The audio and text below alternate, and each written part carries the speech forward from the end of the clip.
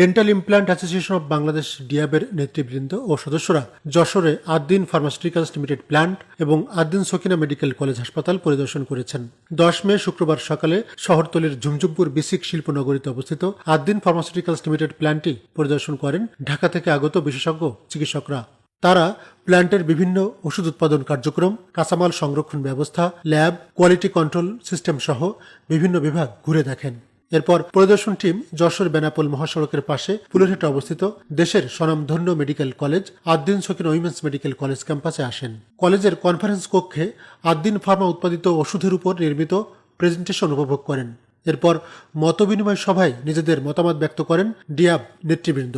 সভায় সভাপতিত্ব করেন আদ্দিন ফার্মার চিফ অ্যাডভাইজার আব্দুল মুনিম ফারুক।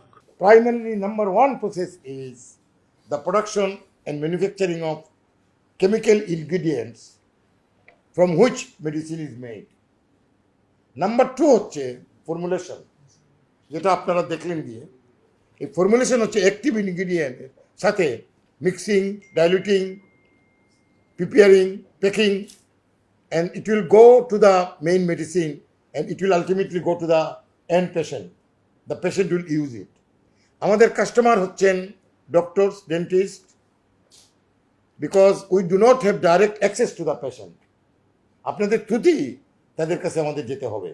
বক্তব্য রাখেন ডিয়াবের সভাপতি doctor Mohammad Nazrul Islam, secretary major general অবসরপ্রাপ্ত প্রফেসর ডাক্তার গোলাম মহিউদ্দিন চৌধুরী সহ অন্যান্য সদস্যবৃন্দ।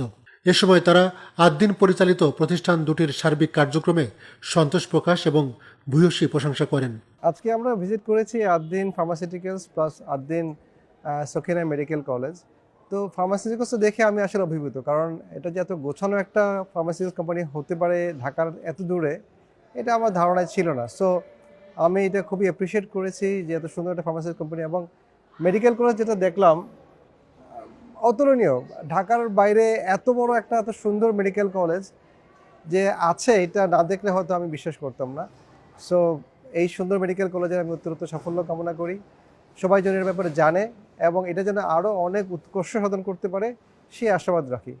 আজকে এই আদ্দিন ফার্মাসিউটিক্যালস এবং Ad-din Sakina women's medical college এই দু জায়গায় ভিজিট করতে এসে আমার অনেক দিনের পুরনো ধ্যান ধারণা অনেকটা চেঞ্জ হয়েছে। অনেকটা আমার মনে হয় আমি নিজেকে আশান্বিত মনে করছি যে এই দেশে আসলেই এমন কিছু ব্যক্তি আছেন যারা এত সুন্দর ব্যবস্থাপনা আমাদেরকে উপহার দিতে পারেন। আমরা যতটুকু জানতে পেরেছি, দেখেছি, এখানে শিক্ষার মান অবশ্যই যথেষ্ট ভালো হবে। এখানে শিক্ষকদের মান অত্যন্ত ভালো, উঁচু মানের শিক্ষকরা এখানে শিক্ষাদান করেন। আমি খুবই আশাবাদী এই আদ্দিন বাংলাদেশে সকল অঞ্চলে অবশ্যই একটি ভালো স্বাক্ষর রাখবে। আদ্দিন ফার্মাসিউটিক্যালস লিমিটেডের পক্ষে বক্তব্য প্রদান করেন ডেন্টাল কনসালটেন্ট ও বিভাগীয় প্রধান ডাক্তার আয়েশা আক্তার। এ সময় প্রতিষ্ঠানটির বিভিন্ন পর্যায়ের কর্মকর্তাবৃন্দ উপস্থিত ছিলেন। সবশেষে পরিদর্শন টিম এবং আদ্দিন ফার্মার কর্মকর্তারা ফটো সেশনে অংশ নেন। উল্লেখ্য, আদ্দিন ফার্মার ওষুধ বর্তমানে বিদেশেও রপ্তানি করা হচ্ছে। Tariqul Islam Tarek, news zone BD, Jessore.